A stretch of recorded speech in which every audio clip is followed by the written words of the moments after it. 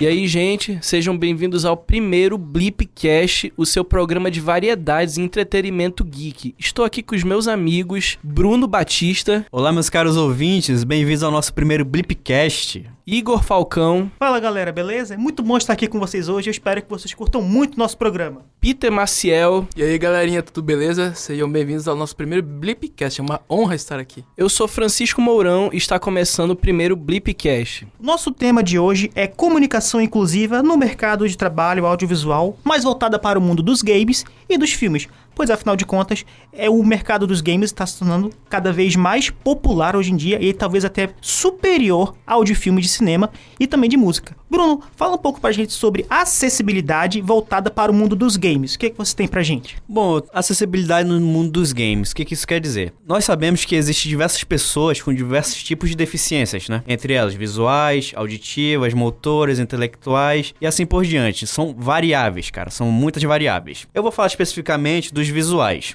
Então vamos lá, o seguinte, acessibilidade aos deficientes visuais. Como é que os jogos podem ser acessíveis a esse tipo de deficiência? Então vamos ver para quem é cego, por exemplo. Existem jogos como The Last of Us. The Last of Us é um dos jogos mais acessíveis do mundo para quem tem deficiência visual. Por quê? Os produtores, eles viram que, pelo fato de ser um jogo muito aclamado, ser um jogo muito amado, eles precisavam ter essa acessibilidade. Eles precisavam. Todos os jogos hoje em dia precisam de um tipo de acessibilidade. Não interessa para que seja, deixando isso bem claro. Então, The Last of Us, especificamente o segundo jogo, o que aconteceu? Entrando mais no tema do daltonismo aqui. Os produtores do jogo, eles criaram uma grade diferente de imagens, feita justamente para os daltônicos. Isso fez um quê? Com que muitos daltônicos se sentissem acessíveis a esse jogo. Muitos não queriam comprar o jogo, muitos não compraram jogos no passado por serem daltônicos. Mas hoje, graças ao The Last of Us e muitos outros jogos que estão chegando, isso está meio que abaixando, diminuindo. Muitas pessoas com deficiência estão comprando jogos atualmente, entendeu? Entendido. Então essa questão do daltonismo, ela pode interferir seriamente em alguns casos. E por isso é comum que os jogos tenham esse modo daltônico ou modo daltonismo, como você disse, não é? Porque a deficiência visual é necessário levar em consideração a formação de cores e textos. Mas além dessa questão do daltonismo que você citou, tem também a questão auditiva, motora e intelectual. Chico, fala um pouco pra gente sobre a deficiência motora no mundo dos jogos. Então, Falcão, a parte da deficiência motora entra muito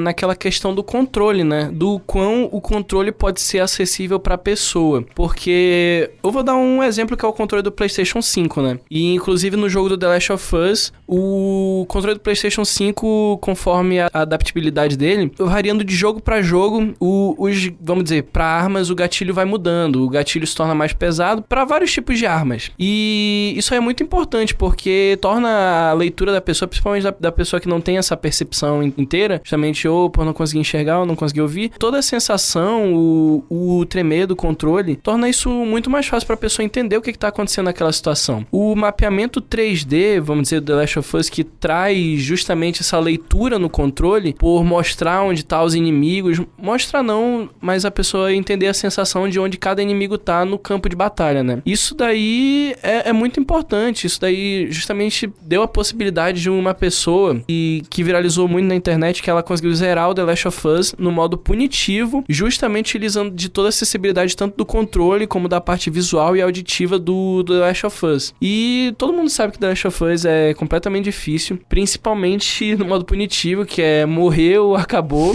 Verdade. E ele conseguiu zerar sem enxergar. Isso é impressionante, cara. Cara, muito impressionante mesmo, de verdade. É incrível como que um jogo acessível pode, né, fazer um milagre praticamente na vida de uma pessoa. E justamente falando sobre esse jogo, The Last of Us, pra quem não sabe, The Last of Us significa o último de nós. É um jogo de modo sobrevivência pós-apocalipse, de mortos-vivos, nesse caso, zumbis. E nesses jogos também tem questões de áudio, não é? Porque, como vocês falaram, o áudio do jogo é importante e também, na situação dos PCDs, a de deficiência auditiva, ela tem que ser levada em consideração no mercado dos games. Peter, fala pra gente um pouco sobre acessibilidade para deficientes auditivos no mundo dos games. Bom, meu amigo Falcão, quando nós falamos sobre deficiência auditiva, o que eu penso? Eu penso que ao contrário do visual, eu acho até mais difícil porque, assim, vários jogos, assim, hoje em dia, não lançam, assim, com legendas. E é isso que um deficiente auditivo precisa precisa. É um jogo com legendas, porque até para traduções de sons, assim, porque, né, eles não podem escutar. E tem jogos, assim, hoje em dia,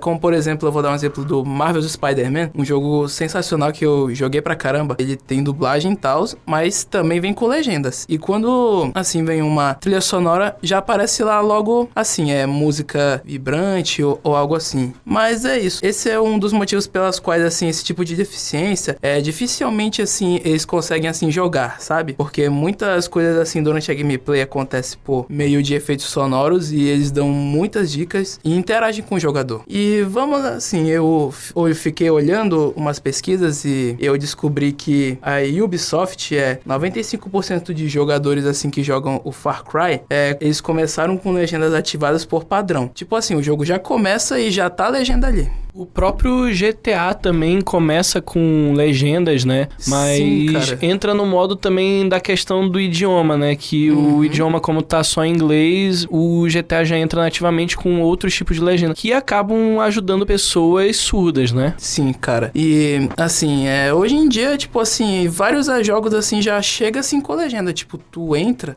Aí já tá lá, aparece, tipo assim, música vibrando, tipo, como foi o caso dos efeitos sonoros. Mas já praticamente já vem com legenda. Tem a opção de você botar, mas, tipo, quando você compra algum jogo, por exemplo, vou dar um exemplo do The Last of Us Part 2, tipo, ele já vem assim com legenda. Então, diferente do visual, eu acho, assim, o auditivo, assim, até pior, sabe? Inclusive, nos filmes, tem aquela questão do cinema 4D, né? Isso. Que eles emulam, vamos dizer, tem um prato de comida, eles emulam o cheiro daquela comida pra pessoa conseguir poder sentir aquela sensação. Ou, vamos dizer, nessa questão, vamos dizer, das explosões em jogos e em filmes, no cinema 4D, as poltronas vibram conforme o que tá acontecendo na tela, sabe? Sim, esse tipo de tecnologia parece que é XD, eu acho. XD, né? Isso, quando, sei lá, tá uma cena de batalha, aí a cadeira já se mexe, tipo, pra cá, ou assim, uma explosão. E Falcão, o que é que você trouxe pra gente hoje, Falcão? Terminando agora esse fato das deficiências intelectuais voltadas para o game, eu vim falar sobre síndrome de Down, dislexia e TDAH, que são as dificuldades encontradas relacionadas normalmente à complexidade do jogo, ou seja, ao fator dificuldade. E é um assunto polêmico entre os jogadores e as empresas de jogos, porque isso significa alterar a experiência de jogo para todas as pessoas, porque afinal de contas, o primeiro passo para todo jogo é ter acessibilidade para todos. Então, a maioria deles já entram com um tutorial ou um modo fácil, na qual você pode alterar a dificuldade entre fácil, médio, difícil, ou como vocês já citaram no jogo The Last of Us, que é um jogo muito inclusivo no mercado. E eu entendo que alguns jogos são feitos para serem realmente difíceis, mas é bom dar essa opção de mudar a dificuldade para que todos possam conseguir jogar. Pois afinal de contas, os jogos eles ajudam na coordenação motora, estratégia, raciocínio rápido. Eu sou portador do transtorno déficit de atenção e hiperatividade, TDAH. E quando eu jogo videogames, eu como é que eu posso dizer, aprimoro mais o meu senso de estratégia, noções de espaço quando você está dirigindo um veículo em algum jogo de corrida, ou mira, ou calcular também a trajetória, por exemplo, de um míssil ou algum projétil que vai ser atirado. Isso é importante para a pessoa raciocinar e trabalhar o cérebro, principalmente quem tem essas condições, infelizmente, síndrome de Down, dislexia e TDAH. Tanto que eu até sugeri a parentes que têm problemas de entender mais a capacidade mentais, devido à idade mesmo, para tentar entrar nesse mundo dos games para que possam praticar mais as suas atividades cerebrais. Concorda, Bruno? Sim, com certeza. Os jogos ajudam muito, cara, nessa questão, porque se a pessoa ela tem uma certa deficiência, isso melhora muito naquele quesito, no que ela tá passando naquele momento, tanto no visual, no auditivo, entendeu? Eu acredito que daqui a uns anos os videogames eles serão muito mais acessíveis do que eles são agora, porque agora que realmente está começando essa acessibilidade. Antigamente não existia isso. Anos 2000, até 2010, eu acredito, não existia esse negócio de acessibilidade. Você simplesmente lançava um jogo, você não se importava, digamos assim, para que tipo de pessoa você vai querer vender aquele jogo. Era no geral. Vou criar um videogame e eu quero, sei lá, que o meu público seja o jovem. Mas você sabe que o jovem também pode ter uma deficiência. O idoso, ele pode ter uma deficiência, entendeu? O adolescente, ele pode ter uma deficiência, uma criança. Hoje em dia, os jogos, eles estão mais voltados para acessibilidade do que antigamente.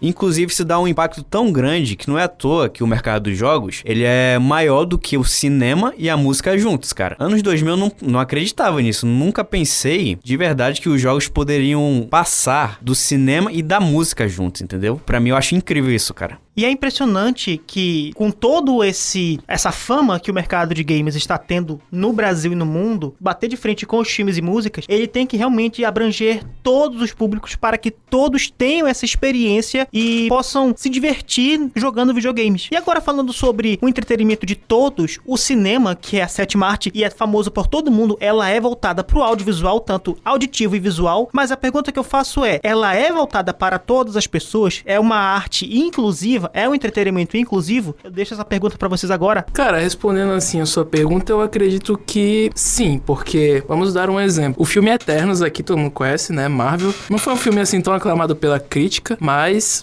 pra mim é um filme sensacional. Inclusive, temos uma personagem que tem deficiência. A atriz Lauren Ridloff, que fez a Makari. Ela, na vida real, é uma pessoa muda e também é surda. Vocês pensando que só no filme ela é muda e tal, mas não, na vida real a atriz também é. Então eu acredito que sim, tem uma inclusão nesse mercado. Bom, eu acredito que tem está tendo, na verdade, uma inclusão na parte dos atores, mas eu ainda acho que carece muito da inclusão de quem assiste. Um exemplo também na questão de atores é em Creed 3, a filha do Apollo Creed, ela é surda e muda, e na vida real a atriz também é. Mas justamente como eu falei, são poucas salas que possuem, vamos dizer, que nem a gente no início do programa falando da tecnologia XD ou 4DX, enfim. São poucos lugares que tem, acho que no Brasil, se duvidar, tem Rio, São Paulo e Minas, mas na maioria dos estados não tem. E também pra quem não tem condição de pagar, né, porque são salas que possuem um elevado preço, né, eu acho que é quase R$100 o ingresso, tô certo? Sim, cara, tipo, o ingresso, o preço tá horrível. E tipo assim, você falou aí que essa tecnologia só tem nesses estados e pra mim não é bom, porque pra uma pessoa com deficiência, tipo, seria bom esse tipo de tecnologia. Porque, pô, ela tá vendo um filme lá, aí, a cadeira se mexe, aí, pra mim, seria essencial. E vamos falar agora também na questão dos cinemas sobre as sessões especiais. Eu acho que no Brasil já apareceram, inclusive até em Manaus, sessões especiais para gestantes ou mulheres que têm filhos pequenos, ou até mesmo crianças com espectro de autismo e também com sensibilidade fotossintética, que não pode ter tanta luz nos olhos, um espetáculo visual tão grande que pode acabar impressionando as crianças portadoras dessa deficiência. Bruno, o que você acha sobre isso daí? Acha que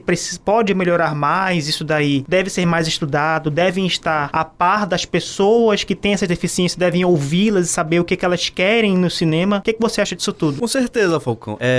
Deve haver uma pesquisa, tanto pela parte dos games, pela parte do cinema ou qualquer que seja, deve haver uma pesquisa com essas pessoas que têm algum tipo de deficiência para saber o que é mais acessível para elas, entendeu? Tem que saber o que é mais acessível para elas. Não adianta você querer fazer uma coisa para um público geral, isso não ser acessível para aquela pessoa com deficiência. Mas falando mais especificamente pela parte do cinema, como o Chico falou, tem atores que estão com deficiência, como o Chico Peter falou, que estão agora se destacando como atores, como atrizes no mundo do cinema. Antigamente não existia isso. Agora, para quem tá assistindo, realmente precisa melhorar um pouco mais. Não um pouco mais, precisa melhorar muito, para falar a verdade. Porque, querendo ou não, a acessibilidade ela tá chegando agora. A verdade é essa. Não é de anos atrás. Antigamente nem existia isso. Então deve haver uma pesquisa em cima dessas pessoas com deficiência para saber o que elas precisam. Tanto para assistir um filme, como para jogar, para escutar uma música. O mundo do audiovisual é muito amplo. As pessoas, elas são diferentes. Existe todo tipo de deficiência. Visual, auditiva, motora. Então tudo tem que ter uma pesquisa para saber como que vai melhorar a vida daquela pessoa com deficiência em determinadas situações. Está chegando ao fim do primeiro Blipcast. Agradeço a cada um que pôde comparecer aqui, agradeço aos ouvintes que depositaram seu tempo para ouvir o nosso programa e até a próxima, minha gente. Um abraço.